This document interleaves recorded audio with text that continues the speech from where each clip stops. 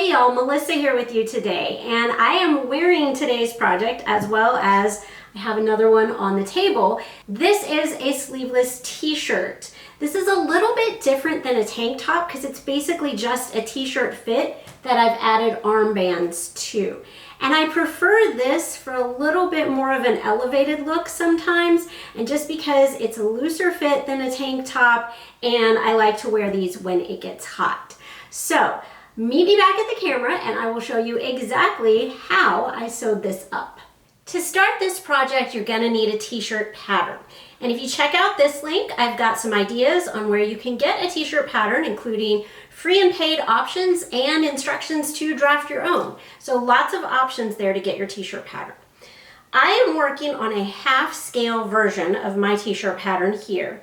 And so everything's gonna be half of what it would be on the full scale version. The first thing I want to do is I want to mark off the seam allowance on the arm side. So my original pattern had 1/2 inch seam allowances, and since I am working on half scale, they will be 1/4 inch seam allowances to mark off here. So if I connect the dots, here is my arm side. This is where I want to cut out my pattern. However, that's not where the band seams on my sleeveless top are going to get sewn. This is my new outer edge of my pattern, so my new seam allowance would be inside of that. Let's look at these quickly. So the original pattern line on a t-shirt with a sleeve, that original pattern line, if I had just sewn up the pattern and not installed a sleeve, that outer edge would have hit beyond my shoulder point, because it's meant to be cut back to this original seam allowance here, and that's where the sleeve would have been. So that blue line here would have hit at my shoulder point. Now I want my band to hit right at my shoulder point, so my new seam allowance is 1/2 inch in, and my band is 1/2 inch wide, which means my band, the edge of it, is going to hit at this original seam line. If you are going with a different width of bands, then you have to take all of that into account to determine where you want this line cutting for your pattern to be. But since I am doing the same width of band as my original seam allowance, I can just cut on that original seam allowance to cut out my pattern. So here is what my new pattern piece would look like. That's the only modification I needed to make, but I do need to make it on both the front and the back pattern piece. So do that on both of those pattern pieces, and then you can cut that out of your fabric. Here's my fabric cut out, and I've got the front and the back and the neckband all from my pattern. And then for the hembands for the sleeves, I've made these 2 inches wide. That way, when I fold them in half, they will be 1 inch, which 1/2 inch will be seam allowance and 1/2 inch will stick out beyond the seam.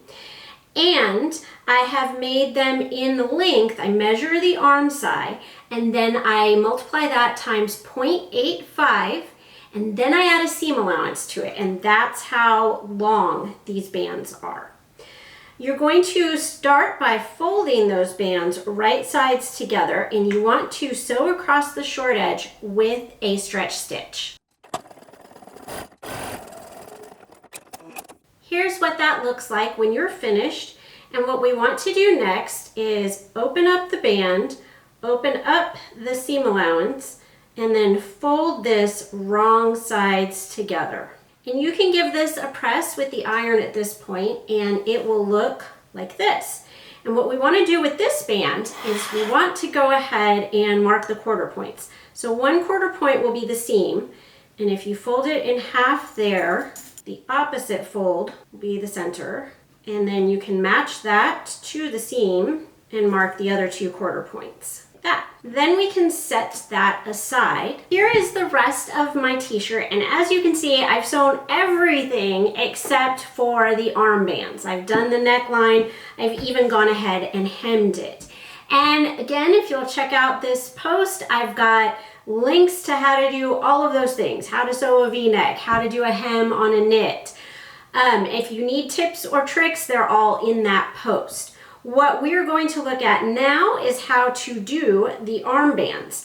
So what I want to do is I want to 1/4 the armhole the same way that I 1/4 the armband.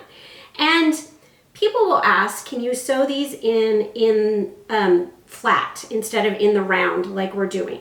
And that is possible. I just prefer to do it this way. I feel like that I get a more even stretch all the way around when I'm doing this in the round.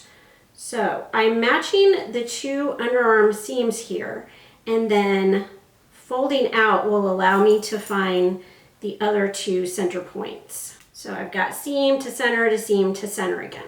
And what I want to do then is take one of my armbands with the points marked on it, and I want to match this seam to the underarm seam. And then I will go around that armhole and I will match up my other quarter points.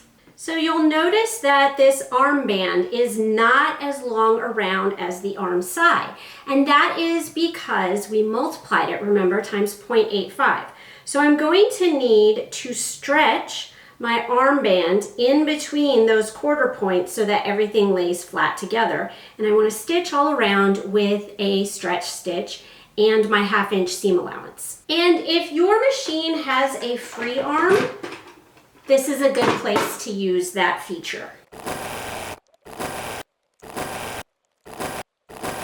Here is what that band looks like once it has been stitched on. And you can see here is the part that shows on the outside. Now you have a couple of choices at this point.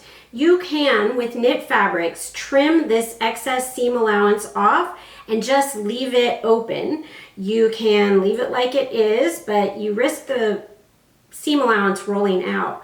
Or you can do what I prefer to do. You can see I did this on my neckband, is I took it through the serger after I did the actual stitching on it, and that cuts the seam allowance down. And then on the outside, I go back and I top stitch with a stretch stitch, and that holds what seam allowance is left to the inside so that it doesn't flip out. I'm going to go ahead and do that on my serger now. So here's what that seam allowance looks like once I've put it through the serger. And again, you don't have to have a serger to do this. You can just trim this seam allowance down.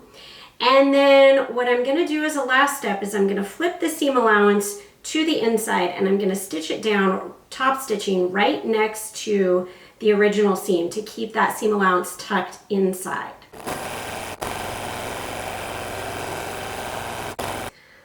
Once I have those armbands top stitched down, this is what my finished top looks like. And check out this playlist for all things t-shirt, from neckbands to hems to everything in between.